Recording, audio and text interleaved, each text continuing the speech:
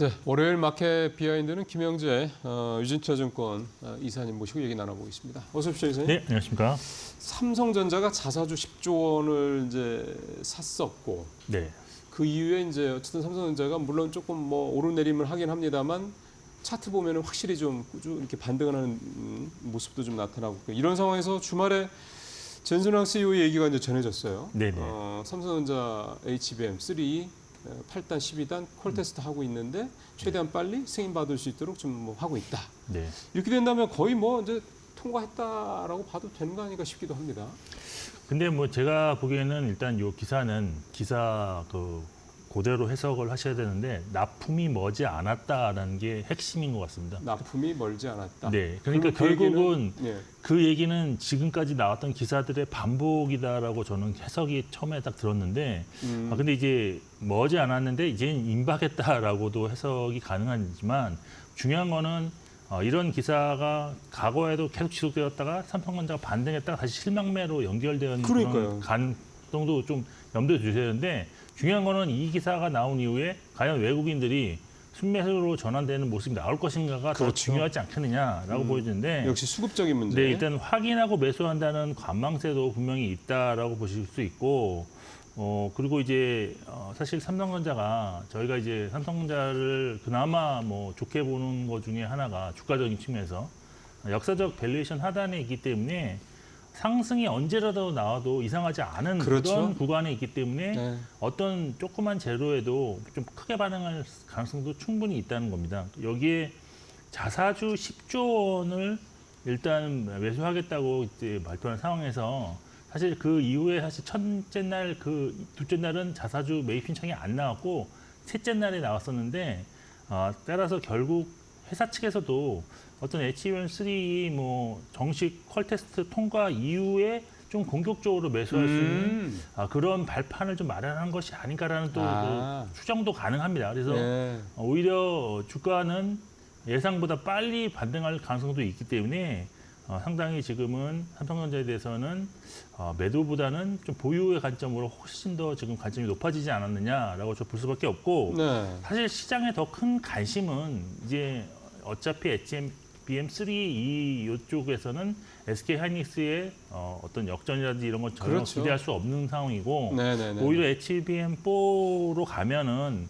삼성이 여기서 좀 더 분발을 해서 좀 점유율을 높일 수 있는 계기가 되지 그렇죠. 않겠느냐. 근데 이것은 아마 이제 내년에 이제 말해를 이제 목표로 지금 개발 중인데, 결국에는 내년 시장에는 계속 이 HBM4에 대한 얘기가 업데이트 되면서 네. 삼성전자의 주가를 좀 움직이는 그런 재료로 작용할 것이다라고 볼 수밖에 없는 상황입니다. 그래서 일단 HBM3 2로는 일단 기술적 반등 그렇죠. 수준으로만 네, 좀 네. 보시면서 저는 한 6만 원대 중반에서 한 7만 원 요 사이 정도의 좀 비중을 축소하는 전략, 요 정도는 충분히 지금 가능성이 있고, 또 이제 그것이 사실 추세가 전환되는 그런 가격대는 아닙니다. 그래서 그 정도까지는 충분히 기술적으로 반등이 가능하다. 그래서 향후에 좀 좋은 소식이 나온다면 그 정도까지는 염두에 두시면서 지금은 보유 관점으로 철저히 대응을 하실 필요가 있다라고 정리를 해드리겠습니다. 그렇겠죠. 지금 뭐 이 정도 되면 일단 물론 많이 늦은 건 사실이긴 한데 이제 여러 가지 뭐 베이스다이가 연산 기능을 뭐 담당하게 되는 이제 이 HBM4 6세대로 가면은 또 경쟁의 양상이 달라진다는 측면에서 봤을 때 물론 지금까지 상황 보면은 역시 그 6세대도 SK하이닉스가 좀 더 뭐 유리하다, 앞서 나가 있다 뭐 이런 얘기도 좀 많이 나오긴 네. 합니다만 그것도 이제 결국 뚜껑을 좀 열어봐야 되는 거니까 어쨌든 오늘 삼성전자 관련돼서는 이 외국인들의 수급 문제, 외국인들의 순매수 전환, 요게 이제 핵심 포인트다. 이제 이렇게 보시면서 앞으로 좀 잘 관찰하실 필요가 있겠습니다. 자, 그 다음에 이제 3분기 실적 한번 총 점검을 한번 해보죠 오늘. 네.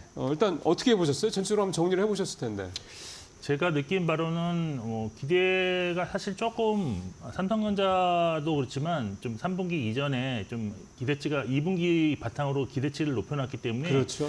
조금 안 좋을 수도 있다라고 했는데, 역시 이제 뚜껑을 열어보니까 이제 전분기 대비로도 좀 소폭 좀 떨어지는 그런 모습을 보여서 전반적으로는 그렇게 썩 좋진 못했다. 그리고 앞으로 향후에도 어떤 실적 개선 요인이 나타날 개연성이 좀 크지 않기 때문에 전반적으로는 조금 좀 조심해야 되는 구간으로 실적 관련해서는 좀 네네네. 진입했다라고 보고 있는데 일단 3분기 실적 관련해서는 사실 지금 한국거래소에서 지난주에 결과치를 좀 발표를 했고 네네. 증권사에서도 뭐 일부 발표를 했는데 거의 큰 맥락에서 내용은 같습니다. 아까 말씀드렸던 어떤 그 사실 좋지만 또 해석에 따라서는 나쁘게 볼 수도 있는 그런 상황인데 일단 먼저 올해 3분기까지 누적 영업이익을 보면 코스피는 전년 대비 한 64.5% 증가하면서 155조 원을 기록했고요. 코스닥 같은 경우는 전년 대비 6.2% 오히려 감소한 7조 8천억 원을 기록했습니다. 코스피 같은 경우는 상당히 누적으로 보면 역대급 뭐 2위다, 역대 2위급 성적으로 매우 잘했다라고 볼 수밖에 없는데 하지만 3분기만 따로 내고 보면 실적이 정점을 지나서 조금은 꺾이는 모습이 좀 발견되었기 때문에 이런 것은 좀 유의를 하셔야 될 필요가 있을 것 같습니다.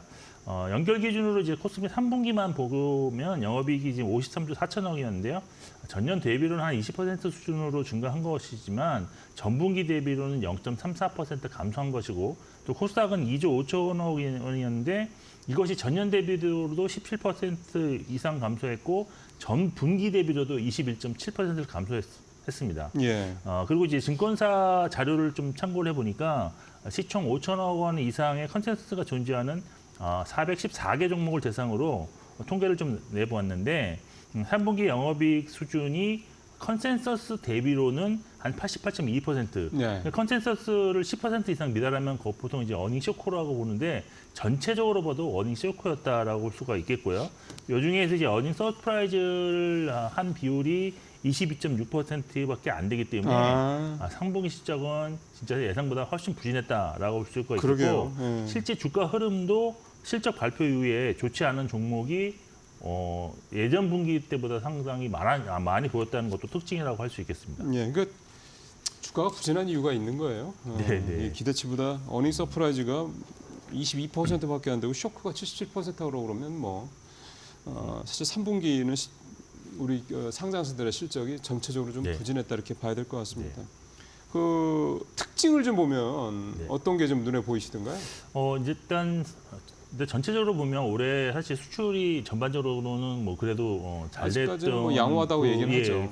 뭐이기 때문에 기계라든지 조선, 그리고 자동차가 포함된 운수 장비, 또 운수 창고, 전기전자가 이제 좋았는데 수출 성장세가 역시 있는 상황에서는 이들 종목들의 실적이 아무래도 좀 나쁘지 않았다라고 볼 수 있고 반대로 부진했던 업종이 이제 건설이라든지 유통, 철강, 화학 이렇게 이제 내수와 뭐 중국 경기 부진에 영향을 받는 업종들이 약세를 보였다. 그렇죠. 이제 3분기만 딱 떼어놓고 보면 일단 운송하고 섬유업이 상대적으로 좀 좋은 면을 보였는데 운송 같은 경우는 사실 트럼프 당선 이전에 이제 어떤 관세율 인상 이런 걸 대비하기 위해서 미리 좀 수출을 밀어내기 식으로 많이 밀어내는 했다. 거 많죠. 예. 그래서 상당히 좀 좋았다라고 볼 수도 있고 섬유 의목 같은 경우는 사실 연말 이제 소비 시즌이라는 특수가 있는 계절성이 있는데 근데 이제 일부 대형주들이 3분기 실적을 살펴보니까 또 어닝이 별로 좋지 않았습니다. 그래서 과거 대비로는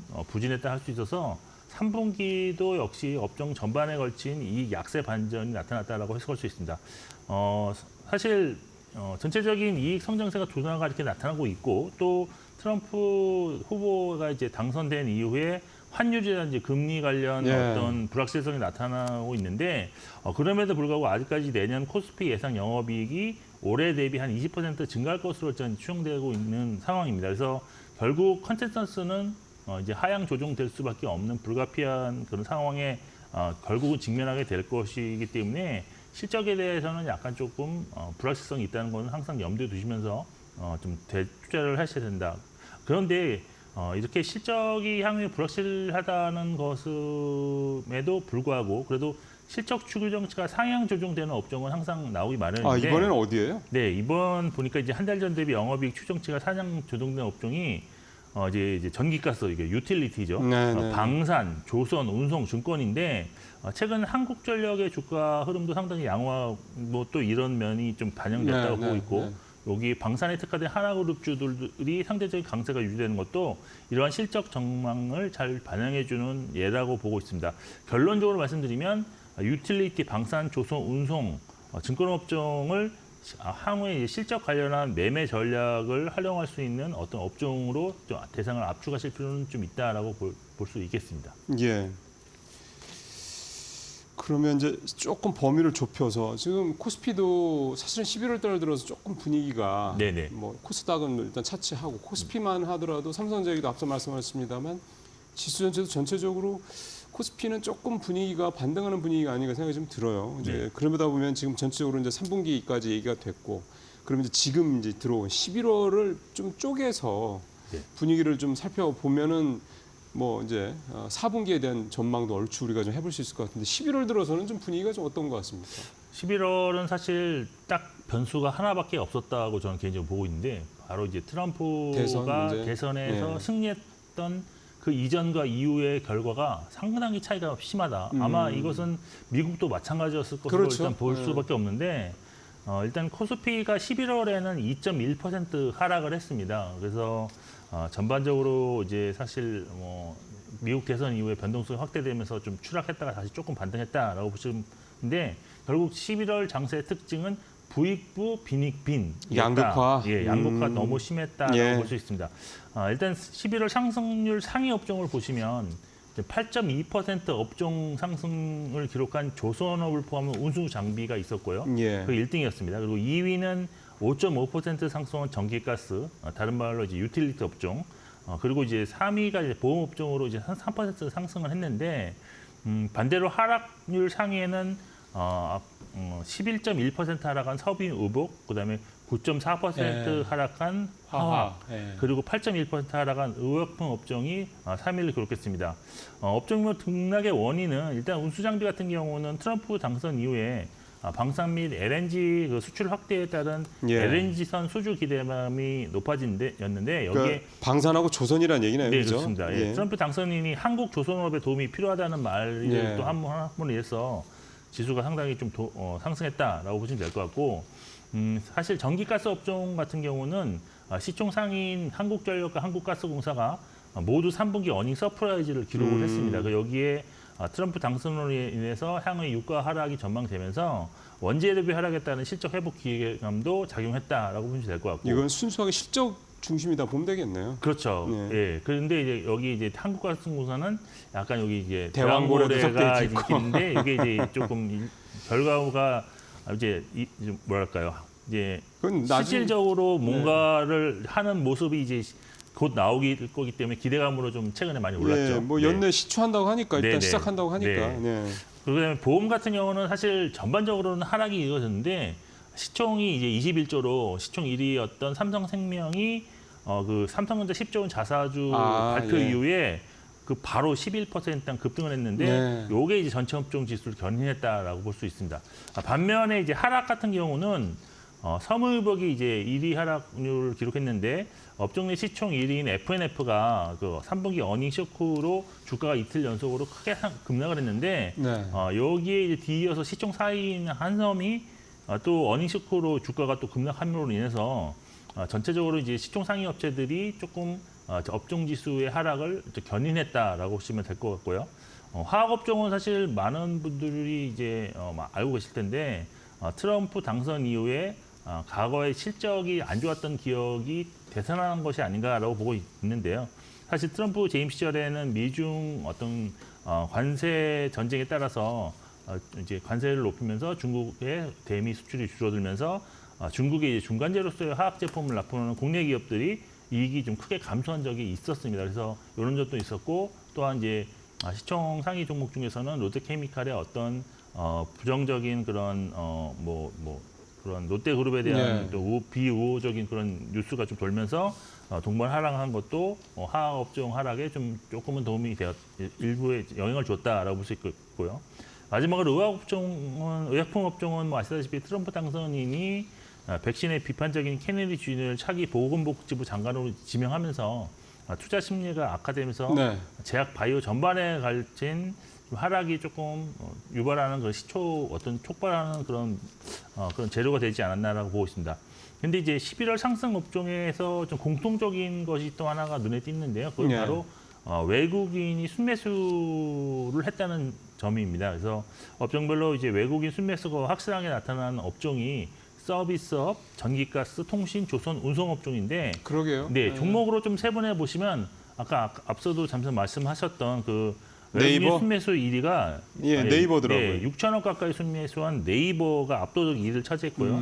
제가 지난주에 이제 차트상으로 좀 괜찮은 종목이 네이버다라고 말씀드린 적도 있는데 네, 그건 좀 참고해 보시고 그다음에 이제 2위는 2,200억 원 순매수한 삼성중공업 그리고 이제 1,500억 순매수한 현대로템이 지금 3위를 차지했다는 점도 네. 참고하시면 좋을 것 같은데 정리해 본다면 트럼프 시대 수혜 업종이 11월 상승세가 돋보였다라고 그러게요. 볼 수밖에 없고 네. 또 외국인 순매수도 유지된 그런 유지되었다. 예. 그리고 예. 트럼프 관련 피해 업종 가능성 있는 업종은 현재도 약세 흐름이 지속 중이다라고 정리를 해드리겠습니다. 예.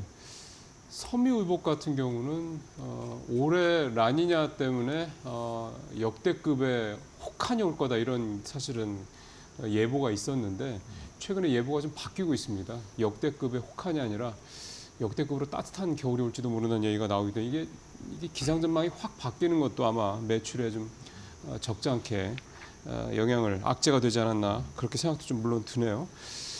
네, 자 그러면 이제 조금 더 상승률 상위 업종을 중심으로 지금 계속 전기가스 쪽 그러니까 이쪽 말씀을 해주셨기 때문에 한국전력이나 가스공사란 말이에요. 맞습니다. 지금 대표적인 네, 회사들이 네. 이 한국전력 가스공사를 지금은 좀 많이 오른 거 아닌가 싶어요.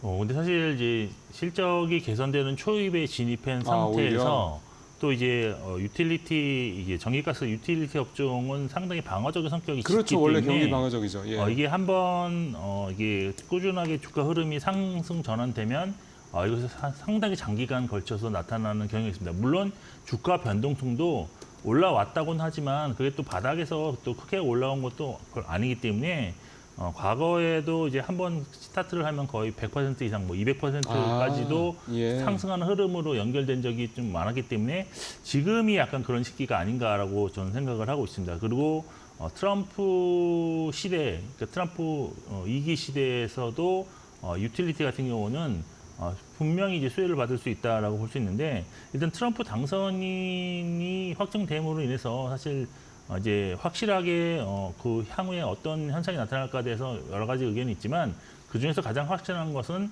유가가 좀 하락할 것이다라는 점입니다. 그렇죠. 그건 왜 그러냐면 과거에도 그랬지만 일단 트럼프의 정책이 가장 핵심이 이제 세금을 좀 깎아주는 감세 정책인데요. 네. 결국 그 결과 나타나는 세수 부족을 관세 인상과 채권 발행 확대를 통해 메꿀 것으로 예상되고 또 이제 다른 방법으로 생각해 볼 수 있는 것이 미국 내 석유와 가스를 좀 생산을 늘려서 수출을 통해서 어떤 무역 수지 적자를 해결할 것으로 볼 수밖에 없습니다. 따라서 이제 미국은 이제 수출을 위한 추가적인 LNG선 도입을 필요할 것인데요. 여기에는 이제 국내 조선이 수혜를 받을 가능성이 높다. 그리고 국내 가스 업체들은 어떤 새로운 거대한 수입원이 신규로 발생하는 거기 때문에 매우 좋은 기회가 될 수 있다는 점에서 상당히 좀 좋다. 그리고 아시다시피 트럼프가 이제 사우디와의 관계가 좋았기 때문에 사우디도 이제는 감산 정책이 아니라 이제 오히려 증산 정책으로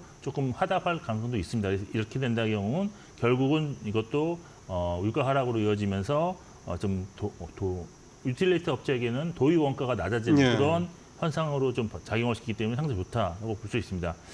결국 지금 이제 안 좋았던 것이 이제 그동안 러시아 우크라이나 전쟁 이후에 에너지 가격 급등으로 이제 국제 연료 시장에서의 어떤 에너지 가격은 올랐는데 국내는 이제 물가 때문에 이제 요금을 올리지 못했습니다. 근데 이제는 좀 에너지 가격도 안정됐고 이제 요금도 좀 인상하는 그런 구간으로 진입했기 때문에 향후의 수익성 개선은 더 크게 날 수 있다라고 볼 수 있고 결국은 이제 중단했던 배당도 수익성이 좀 정상화되는 모습이 나타나면 내년 하반기쯤에는 좀 그런 것이 좀 더 본격적으로 논의되지 않을까라고 볼 수 있습니다. 그리고 이제 무엇보다도 트럼프 2기 시대에는 관세 인상이라든지 보호무역주의가 다시 나타나면서 미국을 포함한 글로벌 경기 침체가 나타날 가능성이 좀 있다고 보입니다. 결국 이런 점에서는 방어적 성격의 업종에 대한 선호도가 높아질 것으로 보이는데 역시 방어적 업종의 대표 주자인 유틸리티가 꾸준하게 관심을 받을 수 있다는 점도 좀 고려하신 투자 전략 수립이 좀 필요하지 않을까라고 보고 있는 상황입니다. 예, 한전 같은 경우는 지금 여러 가지 시장 상황이 상당히 우호적이다라는 말씀을 해주셨고 차트상으로도 보면 지금 이제 상승의 초입 국면이다. 한번 좀 관심 있게 보실 필요만 있다 이렇게 좀 말씀을 해주셨습니다. 가스공사 한 짧게 한번 좀 정리해 주시면 가스공사는 어떤 포인트를 가지고 좀 접근하면 되겠습니까? 네, 사실 가스공사는 실적과 재정 상황이 앞으로 좋아질 수 있는 점에도 불구하고 이것이 주가는 잘 안 반영되고 오히려 이제 대한고래 프로젝트 예. 관련해서의 이벤트에 어떤 민감하게 반응하고 있는데 일단 지금 12월에 지금 대한고래 프로젝트 관련 시추가 시작될 예정인데 이에 관련한 기사들이 상당히 지금 많이 나오고 있습니다. 뭐 전 세계 시추 장비가 도착했다. 정부는 이제 27일 날 이제 시추 계획 최종 검토한다는 이슈가 있기 때문에 이것도 좀 반응할 것이고요. 또 시추선이 내달 10일 부산에 도착하고 뭐 이런 게 있기 때문에 계속해서 이런 것을 좀 지켜보시면서 매매 전략을 좀 수정하실 필요가 있는데 일단은 실적이 3분기에 어닝 서프라이즈를 아주 크게 좀 기록을 했고요. 네, 또 미수금도 결국에는 이제 요금 인상을 통해서 좀 이제 줄일 수 있는데 결국은 이제 배당에 대한 기대감도 내년부터 좀 나타날 수 있다는 것입니다. 그리고 앞서 말씀드렸지만 LNG 수출을 미국에서 늘 텐데 우리나라가 이제 LNG 수입 세계 3위국 수입국이기 때문에 그렇죠. 한국으로서는 이제 핸들링할 수 있는 LNG 물동량이 늘어나는 점, 그 바게닝 파워를 행사할 점에서 좀 이익 개선세가 나타날 수 있다는 점 좀 참고하시면 좋을 것 같습니다. 예, 그러게요. 사실은 그러니까 어떻게 보면 한전은 실적 중심의 어떤 그런 모멘텀이 기대가 된다면 가스공사는 거기에 또 테마도 하나 또 좀 붙여서 그런 부분들이 좀 같이 한 가스공사는 있다. 그리고 이제 상대적으로 한국전력은 그동안에 좀 못 오른 측면이 강한데 한가스공사는 이 대왕거래 테마 때 한번 좀 급등을 했었죠. 네. 그런 부분들도 좀 있다. 이렇게 볼 수가 있겠습니다. 자, 이제 오늘 월요일이니까 우리 김 이사님 이번 주 주간 전망 좀 들어봤으면 좋겠습니다. 어떻게 보시고 어떻게 좀 전략을 짜면 좋을까요?